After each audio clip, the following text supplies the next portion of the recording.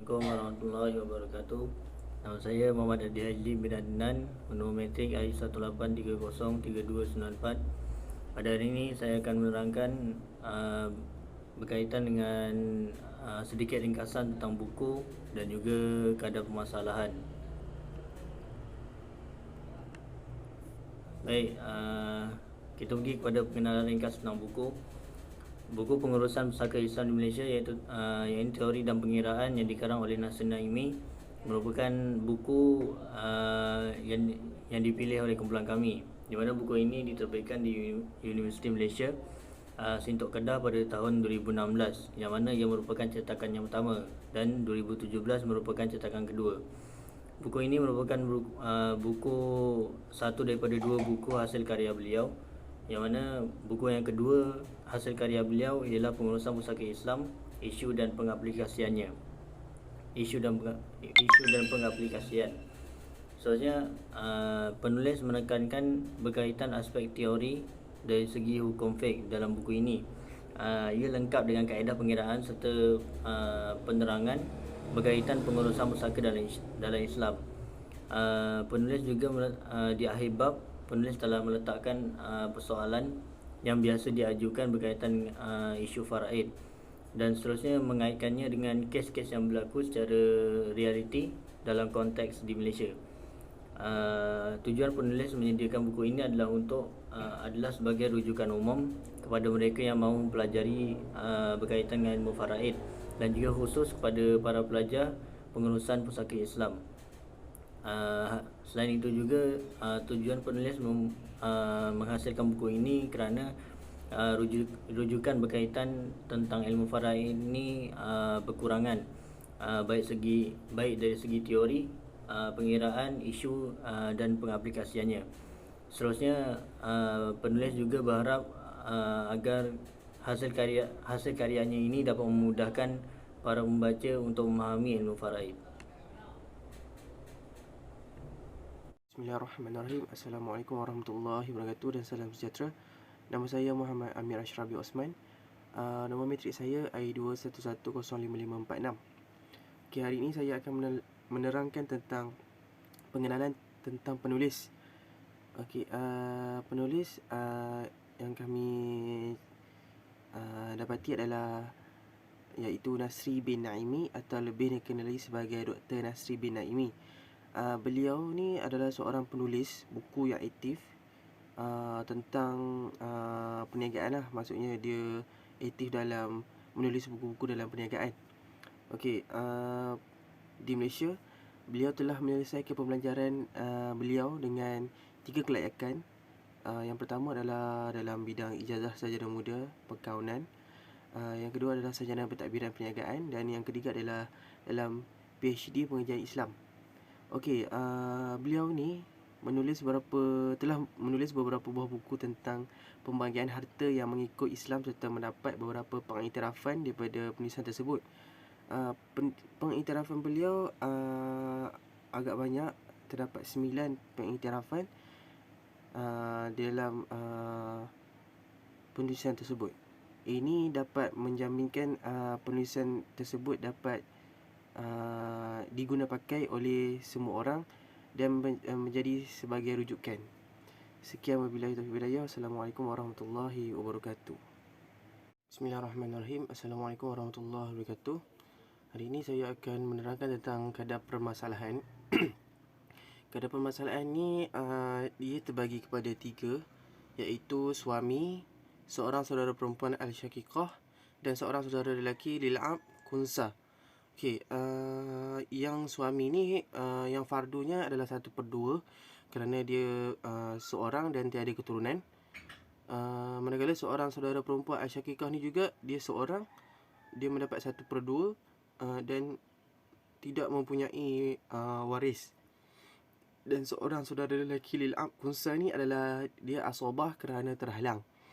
Okey, saham bagi ketiga-tiga ni ialah suami mendapat 1/2. Seorang saudara perempuan al-syaqiqah ni 1/2 juga kerana suami pun seorang dan tiada keturunan. Manakala saudara lelaki lil-ab ni dia terhalang, tidak mendapat apa-apa. Manakala tak sahih, bagi suami ialah 1 kerana dia seorang sahaja. Manakala seorang saudara perempuan asyakikah adalah 1 juga, dia seorang dan tiada waris. Manakala seorang saudara lelaki, dia tiada mendapat apa-apa. Maka taksilnya bagi saham adalah 2 dan tasahih bagi taksil tasahih adalah 2 juga. Okey, saya akan meneruskan tentang kadar permasalahan yang kedua. Okey, kadar permasalahan yang kedua ni dia ada 3 waris juga, iaitu suami, seorang saudara perempuan al-syaqiqah dan seorang saudara perempuan lil-ab, iaitu kunsa. Okey, bagi fardu suami 1/2 sebab dia seorang sahaja. Bagi seorang saudara perempuan juga al-syaqiqah ni juga dia 1/2 juga kerana dia seorang dan tiada waris. Manakala seorang saudara perempuan lil-ab ni dia mendapat 1/6 kerana dia seorang sahaja dan difardukan untuk mendapat 1/6. Okey, suami ni dia fardu dia 1/2, kita ambil darab 3, maksudnya bermakna dia saham dia adalah 3/6. Manakala seorang saudara perempuan 1/2 darab 3 maksudnya 3/6 juga. Manakala seorang saudara perempuan ni dia 1/6 sebab dia seorang, saham dia 1/6 juga. Kira seorang, dia tak ada pewarisnya lain. Dan tasahihnya bagi suami adalah 3, seorang saudara perempuan 3 juga, seorang saudara perempuan lil-ab iaitu kunsa adalah 1. Manakala taksil bagi saham dan tasahih, saham adalah keseluruhannya 6. Kita kira yang suami dan saudara sahaja. Manakala tasahih bagi taksil 3 suami, seorang saudara perempuan 3 tambah 1 seorang saudara perempuan lil-ab iaitu 7. Sekian daripada saya. Terima kasih. Baik, seterusnya kita pergi kepada kaedah permasalahan pembagian pusaka jika ada anak lelaki. Si mati meninggalkan isteri, bapa, ibu dan juga anak lelaki. Isteri memperolehi 1/8 kerana si mati meninggalkan keturunan, dan bapa dan ibu mendapat 1/6 kerana si mati meninggalkan anak lelaki. Dan anak lelaki mendapat asobah bin nafs, dan asobah ini tergolong dalam asobah bunuwah kerana kerana anak lelaki ini merupakan anak kepada si mati. Seterusnya 1/8 dikalikan dengan 3 dan 1/6 dikalikan dengan 4, maka isteri mendapat 3/24, bapa dan ibu mendapat 4/24. Seterusnya jumlahnya ialah 11/24 dan baki daripada 11/24 tu memperoleh 13/24. Baki itu diserahkan kepada anak lelaki, maka jumlah keseluruhan 24/24. Seterusnya kita pergi kepada permasalahan berkaitan dengan mukasamah, iaitu adanya datuk dan juga saudara lelaki. Si mati meninggalkan ibu, datuk dan 2 saudara lelaki. Ibu memperolehi 1/6 kerana ibu mendapat 1/6 kerana mempunyai 2 saudara lelaki. Datuk dan 2 saudara lelaki berkongsi iaitu asobah kerana mereka tidak dihalang oleh saudara perempuan. 1/6 dikalikan dengan 3 dan 5/6 ialah baki daripada 1/6 tu. Seterusnya 5/6 tu dikalikan dengan 3 untuk dibahagikan 3 orang iaitu datuk dan 2 saudara lelaki. Maka ibu mendapat 3/18, datuk dan saudara lelaki peroleh 15/18. Jadinya dibagikan pada 3, seorang mendapat 5/18. Jumlahnya sekali taksil yang terakhir 18/18. Assalamualaikum warahmatullahi wabarakatuh. Nama saya Muhammad Ridwan bin Isnin, kad matrik I18303312. Pada hari ini saya akan menerangkan mengenai permasalahan farid. Okey, kita boleh lihat pada slide seterusnya di mana si isteri akan mendapat 1/4 kerana suami tidak meninggalkan anak, manakala ibu pula akan mendapat 1/3 kerana si mati tidak meninggalkan keturunan ataupun tak meninggalkan lebih daripada saudara perempuan. Manakala saudara perempuan si ibu pula akan mendapat 1/6 kerana disorang. Maka kita boleh lihat dalam slide iaitu satu bagi kadar fardu bagi isteri iaitu 1/4 kali dengan 3, maka sahamnya akan mendapat 3/12. Manakala ibu pula iaitu 1/3 kali akan dikalikan dengan 4, maka sahamnya akan mendapat 4/12. Manakala saudara perempuan seibu pula 1/6 akan dikalikan dengan 2, maka mendapat 2/12, maka taksilnya iaitu 9/12. Maka di sini pengangka lebih besar daripada penyebut, maka akan menjadi kesrot, di mana pengangka itu akan dibawa kepada penyebut, iaitu di bahagian tashead. Maka isteri akan mendapat 3/9, ibu akan dapat 4/9, saudara perempuan seibu akan dapat 2/9 dan keseluruhan taksil iaitu 9/9. Okey, kita boleh lihat pada slide seterusnya di mana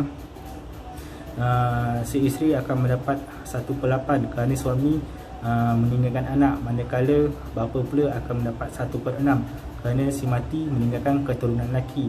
Manakala ibu pula mendapat 1/6 kerana si mati meninggalkan keturunan lelaki. Manakala anak unsa iaitu lelaki pula akan mendapat asobah bi an-nafs kerana dia adalah seorang waris lelaki yang berhubungan dengan si mati dan tak diselami dengan perempuan. Okey, di sini saya akan menerangkan anak unsa ini boleh ditentukan apabila terdapat ciri-ciri lelaki seperti keluar mani, ada janggut, ada misai, ada kemaluan lelaki dan mempunyai ciri-ciri lelaki. Manakala daripada ujian darah juga kita boleh lihat pada mana XY adalah lelaki dan XX adalah jantina perempuan. Okey, kita boleh lihat saham bagi isteri iaitu 1/8 akan dikalikan dengan 3, maka sahamnya akan dapat 3/4. Bapa pula 1/6 akan dikalikan dengan 4, maka sahamnya akan dapat 4/4. Ibu pula 1/6 akan dikalikan dengan 4, maka mendapat 4/4. Maka anak unsa itu dapat asobah 13/24 daripada itu balance daripada keseluruhan.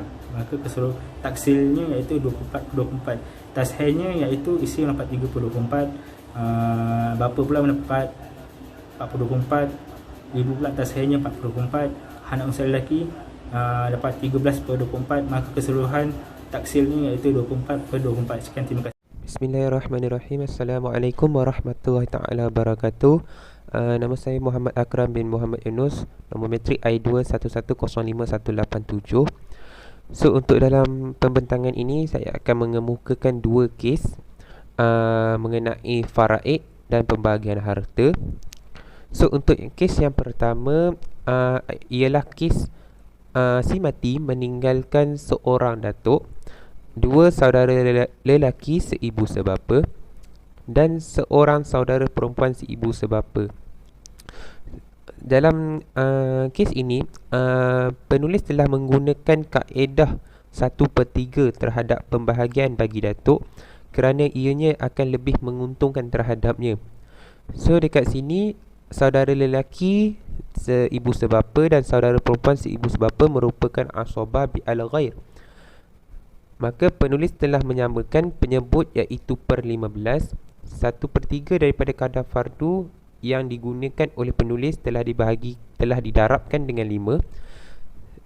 So dapatlah total 5/15 dan mendapat baki asobah bagi 3 orang tadi ialah 10/15. Seterusnya bagi kadar yang akan diterimakan datuk ialah kekal iaitu 5/15. Maka untuk asobah bi al-ghair perlu dibahagikan mengikut nisbah 2:1. Maka seorang saudara lelaki seibu sebapa akan mendapat 4/15 dan manakala saudara perempuan seibu sebapa akan mendapat 2/15. Seperti mana yang telah terpampang dalam slide tersebut. So totalnya ialah 15/15. So lengkaplah pembahagian tersebut yang telah ditunjukkan oleh penulis dalam buku tersebut. Baik, untuk kes yang kedua, saya telah mengemukakan kes yang mengenai si mati yang meninggalkan seorang ibu, datuk, saudara lelaki si ibu sebapa dan juga saudara perempuan sebapa. Okey, ibu mendapat 1/6 secara fardu kerana meninggalkan keturunan, sama ada lelaki ataupun perempuan. Tetapi dalam kes ini, ibu mendapat 1/6 atas sebab adanya keturunan lelaki, iaitu saudara lelaki si ibu sebapa. Datuk dan saudara lelaki si ibu sebapa merupakan asabah dalam kes ini, manakala saudara perempuan sebapa terhalang kerana mempunyai keturunan lelaki, iaitu saudara lelaki si ibu sebapa. Okey, setelah disamakan penyebut dengan jumlah 12/12, maka penulis menyarankan supaya melakukan kaedah muqasamah ataupun sama rata terhadap datuk dan juga saudara lelaki si ibu sebapa, kerana ia akan lebih menguntungkan datuk. Maka setelah dibahagikan sama rata, datuk mendapat 5/12 dan saudara lelaki si ibu sebapa juga mendapat 5/12. So ibu mendapat 2/12 daripada pembahagian tersebut. So lengkaplah pembahagian tersebut yang telah dilakukan oleh penulis buku tersebut. Sekadar itu saja daripada saya. Sekian, wabillahi taufiq wa hidayah. Wassalamualaikum warahmatullahi taala wabarakatuh. Assalamualaikum warahmatullahi wabarakatuh. Nama saya Amir Hidayat bin Mahdan Al-Azmi, Dormitory I183-03390. Hari ini saya akan menerangkan ataupun membincangkan tentang faraid lah. Jadi untuk kes faraid, untuk pembentangan ni kita ada kes si mati meninggalkan suami, ibu, dua saudara perempuan seibu sebapa dan juga dua saudara seibu. Untuk pembahagian fardu kita ada, sebab mereka semua ashabul furud. Ibu ashabul furud, suami ashabul furud, ibu ashabul furud, dua saudara perempuan seibu sebapa ashabul furud dan juga saudara perempuan seibu juga ashabul furud. Jadi untuk kes ini semua mereka mempunyai fardu lah. Jadi untuk fardu setiap mereka kita ada, suami akan mendapat 1/2 kerana mereka mempunyai kerana tidak mempunyai keturunan. Untuk yang kedua, ibu, iaitu 1/6 kerana di dalam ahli waris tersebut mempunyai saudara perempuan seibu sebapa dan juga saudara perempuan seibu. Untuk dua saudara perempuan seibu sebapa, mereka mendapat 2/3 kerana melebihi daripada seorang, iaitu mempunyai dua orang saudara perempuan lah. Dan juga sama juga dengan kes saudara perempuan, dua saudara perempuan seibu, mereka mendapat 1/3 kerana alasan yang sama, kerana mereka mempunyai dua orang dan lebih lah, dua orang saudara perempuan. Jadi untuk itu adalah mereka punya fardu mereka lah. Jadi untuk saham di sini saya menggunakan sifir 6 kerana untuk menyamakan pembawah ataupun penyebut. Jadi penyebutnya kita ada 3/6 untuk suami dan juga 1/6 untuk ibu, kerana kita menggunakan pembawah yang 6. Jadi fardu ibu juga adalah 1/6. Jadi tidak perlu kita samakan penyebut lah. Jadi untuk saudara perempuan seibu sebapa, mereka menjadi 2/3, mereka akan menjadi daripada 2/3 mereka akan menjadi 4/6 kerana saya mendarat dengan 3 untuk menyamakan pembawah, dan juga 1/3 untuk saudara perempuan seibu dan mereka akan mendapat 2/6 kerana saya mendarat dengan 3. Jadi untuk jumlah mereka akan menjadi 10/6.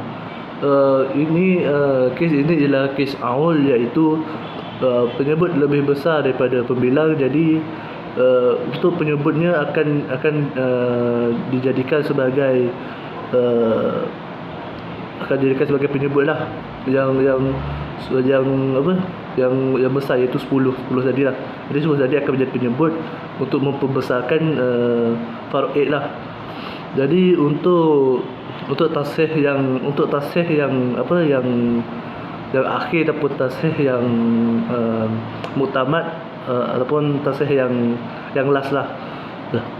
Yang last kita ada untuk suami kita ada 3/10, untuk ibu 1/10, dan juga untuk saudara perempuan seribu sebapa yang sebenarnya mereka 4/10, tapi setiap masing-masing akan mendapat 2/10, kerana kita akan bahagikan mereka dengan secara terperinci ataupun secara detail lah.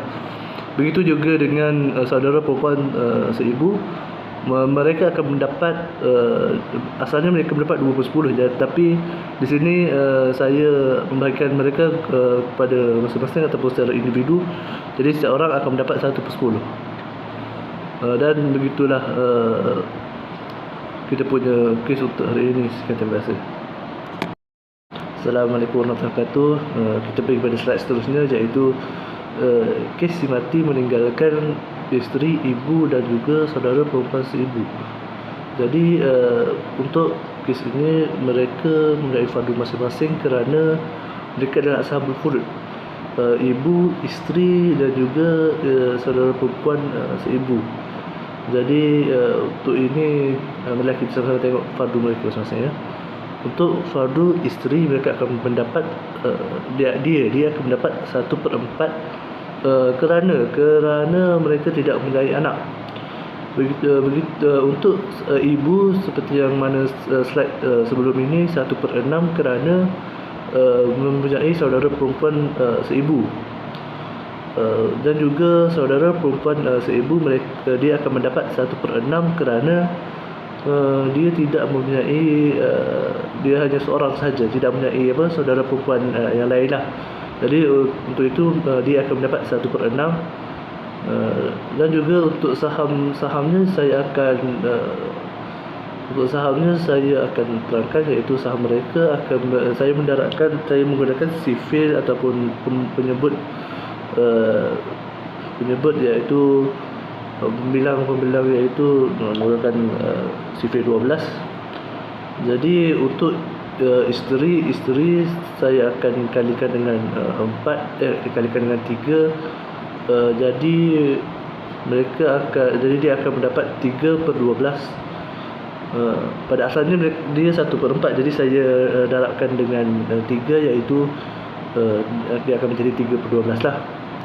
Untuk isteri pula, untuk ibu pula, yang tu untuk isteri. Untuk ibu pula 1/6 saya darabkan dengan 2, iaitu dia akan menjadi 2/12 lah. Kenapa saya darabkan dengan 2? Kerana untuk menyamakan pembawahnya, iaitu 12. Sama juga dengan kes saudara perempuan seibu ni, dia punya fardu 1/6, jadi saya kalikan dengan 12. Kerana sama seperti tadi, kerana untuk menyamakan penyebutnya. Jadi penyebut mereka masing-masing 3/12, 2/12 dan juga 2/12. Dan juga untuk tasih akhir, untuk saham, jumlah mereka akan menjadi 7/12. Ini adalah kes surat, iaitu berlaku penambahan pada jumlah saham. Jadi kes surat ni untuk penambahannya kan tadi 7/12. Jadi yang 7 tu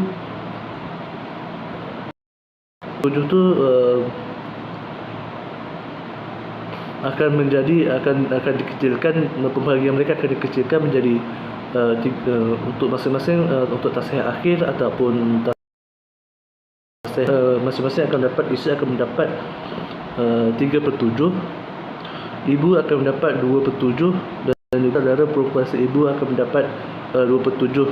Yang maknanya tasih ini akan jumlahnya akan pada akhirnya akan menjadi 7/7 lah. Sekian, terima kasih. Ini kerana ini adalah kes surat, kerana ia berlaku penambahan jumlah saham. Jadi sekadar di sini dulu. Sekian, terima kasih.